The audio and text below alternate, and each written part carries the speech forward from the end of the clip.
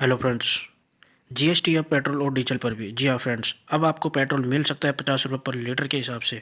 जी हाँ फ्रेंड्स, मैं आपको बताने वाला हूँ कि आप देखेंगे कि जीएसटी पेट्रोल पर क्यों नहीं लगी थी। अभी तक यही सवाल था पूरे देश के अंदर कि जीएसटी पेट्रोल पर क्यों नहीं लगी, अगर लगेगी तो कितना फ़र्क होगा, ये सब मैं आपको इस वीडियो में बताने वाला हूँ। आखिर जीएसटी लग क्यों नहीं पा रही है, आखिर क्या वजह है जिससे कि राज्य और केंद्र में जीएसटी लागू नहीं हो पा रही है, इसी के सिलसिले में अपन बात करेंगे। आज देखते रहिए टेकनची यूट्यूब चैनल। और फ्रेंड्स, अगर वीडियो अच्छा लगे तो लाइक करें, अदरवाइज आप डिसलाइक कर सकते हैं, और चैनल को सब्सक्राइब करना ना भूलें। तो फ्रेंड्स, मैं बात कर रहा था कि जीएसटी अब पेट्रोल और डीजल पर लगेगी। जी हाँ फ्रेंड्स, अभी न्यूज़ आई थी, अरुण जेटली जो हमारे वित्त मंत्री है उन्होंने बताया था कि जीएसटी अब पेट्रोल और डीजल पर लगाने की कोशिश चल रही है, और जीएसटी परिषद भी इस ओर कार्य कर रहे हैं, और अरुण जेटली भी इस ओर कदम उठा रहे हैं और राज्यों के साथ में तालमेल बिठा रहे हैं। उसको बताने से पहले मैं आपको बता देता हूँ कि पेट्रोल की प्राइस कैसे डिसाइड होती है। तो आप देखेंगे कि पेट्रोल जो है आफ्टर रिफाइनिंग, जी हाँ फ्रेंड्स, क्रूड ऑयल को रिफाइन करने के बाद में इसकी जो प्राइस है वो है 30 रुपये 45 पैसे, जो सेंट्रल के पास होती है। इस पर 21.48 एक्साइज ड्यूटी लगती है। उसके बाद में जो पेट्रोल पंप कमीशन होता है वो 3.5 रुपये पर लीटर के हिसाब से होता है, और वेट जो है वो राज्य का होता है, सेंट्रल से निकल के राज्य में पहुंचता है। राज्य में जब ये बिकता है तो इस पर 27% यानी 14.98 रुपये वेट लगता है, जिसके बाद में इसकी प्राइस पड़ती है 70 रुपये 39 पैसे। तो आप समझ गए होंगे कि ये 70 रुपये 39 पैसे पेट्रोल अपन को इस तरह से महंगा पड़ता है।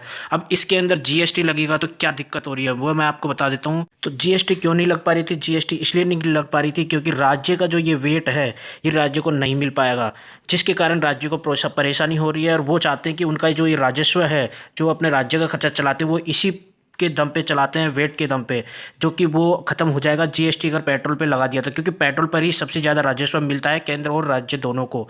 तो अगर जीएसटी आया तो क्या होगा, जीएसटी आता है तो इसमें सबसे बड़ी जो नुकसान की बात है वो राज्यों के लिए यही होगा कि राज्य को ये नहीं मिलेगा, और जो सेंट्रल को मिलता है एक्साइज ड्यूटी वो भी, उसमें भी फर्क पड़ सकता है। इसी के सिलसिले में कि क्या किया जा सकता है, इसी के सिलसिले में मैं आपको एक न्यूज़ बताता हूँ। पहले पेट्रोल पर जीएसटी संग वेट। जी हाँ फ्रेंड्स, अभी ये राज्यों का नुकसान ना हो इसके लिए जीएसटी के साथ में ये वेट लगाने की बात कर रहे हैं, यानी कि दोहरा टैक्स लगेगा। अब आपको जीएसटी भी देनी पड़ेगी और वेट भी, ऐसा कुछ रास्ता निकालने की कोशिश कर रहे हैं ये, जिसके अंदर ये देखिए आप पेट्रोल पर जो जीएसटी रहेगी वो 28% करने की बात हो रही है।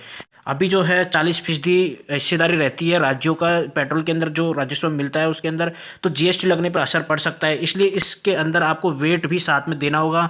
अब इसके अंदर क्या पॉसिबिलिटी हो सकती है वो मैं आपको बता देता हूँ।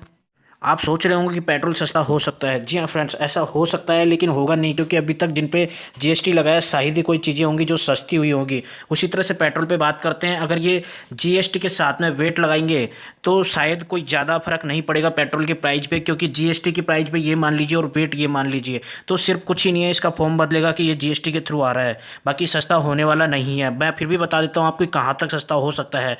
यहाँ तक हो सकता है कि प्राइस तो यही रहेगी इसकी, और कमीशन भी यही रहेगा पेट्रोल पंप वालों का। लेकिन अगर वेट ख़त्म करते हैं ये, तो एक्साइज ड्यूटी सेम रहेगी। तो ये वेट खत्म करेंगे तो एक्साइज ड्यूटी के अंदर से सेंट्रल को मिलेगा, राज्य को नहीं मिलेगा, तो यहाँ दिक्कत हो गई। और अगर ये एक्साइज ड्यूटी को ख़त्म करते हैं और वेट रखते हैं तो केंद्र को नहीं मिला, तो ये क्या करेंगे कि इस वेट को हटा करके और यहाँ पर वो लाएंगे जीएसटी, यानी कि इस वेट को हटा करके अगर यहाँ पे जीएसटी लाते हैं, और ये ला रहे हैं 28% पे। 28% का मतलब हो गया कि ये 14% तो केंद्र के पास रहेगा इसमें से, और 14% रहेगा राज्य के पास में। तो यहाँ पे 14% ही मिलेगा, जो कि 27% मिल रहा था अभी तक राज्य को, और एक्साइज ड्यूटी तो अलग से मिल रही थी। तो इस केस में पेट्रोल जो है ज़्यादा सस्ता नहीं हो पाएगा। अब पेट्रोल सस्ता कब हो सकता है मैं आपको बता देता हूँ, कि वो पहले ऐसा करे कि ये एक्साइज ड्यूटी को ख़त्म करे, और ये वेट जो है इसके स्थान पर वो 28% लगा दे सिर्फ, जिसके अंदर से 14% केंद्र को मिलेगा, 14% राज्यों को। तो इसके अंदर 21.48 रुपये सस्ता हो सकता है 28% निकलने के बाद भी, यानी कि आप मानेंगे लगभग 50 रुपये पर लीटर के हिसाब से पेट्रोल आ जाएगा। लेकिन अगर एक्साइज ड्यूटी कम करके और जीएसटी बढ़ा देंगे, यानी कि जीएसटी की रेट 28% ही रखेंगे और एक्साइज ड्यूटी भी कुछ परसेंट रखेंगे, तो शायद ही पेट्रोल कुछ सस्ता हो, 60 और 70 के बीच में आएगा।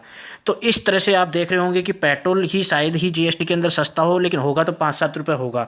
तो इस तरह से मैंने बता दिया है कि क्योंकि अरुण जेटली जी अभी कोशिश कर रहे हैं कि तालमेल बिठाने की कोशिश कर रहे हैं सेंट्रल और राज्य के साथ में, कि बैठ जाए, जिससे कि जीएसटी तो लगेगा लेकिन उसके साथ में भी वेट भी लगाएंगे, ताकि राज्यों का जो राजस्व है उस पर ज़्यादा फर्क नहीं पड़े, और केंद्र और राज्य दोनों को कर भी मिलता रहे साथ में ही। तो इस तरह से आप समझ गए होंगे कि पेट्रोल की कैसे प्राइस डिसाइड होती है, और इसी के साथ में राज्यों के साथ में तालमेल नहीं बैठ पा रहा है, क्योंकि राज्यों को ये 27% टैक्स मिलता है, जो वो नहीं चाहते कि 27% उनका घाटा हो राजस्व का, क्योंकि पेट्रोल पे सबसे ज़्यादा राजस्व मिलता है। तो आप समझ गए होंगे कि जीएसटी लागू करने में बहुत ज़्यादा दिक्कत हो रही है। तो अरुण जेटली जी ने ये रास्ता निकाला है कि अब वो वेट भी देंगे जीएसटी के साथ में, ताकि राज्यों को ज़्यादा नुकसान ना हो। तो ये किस परसेंटेज पे डिसाइड होता है ये हमें देखना होगा, और कितना होता है ये आगे के लिए हम देखते रहेंगे tech and see YouTube channel. अगर कोई खबर आती है तो मैं आपको बताता रहूँगा।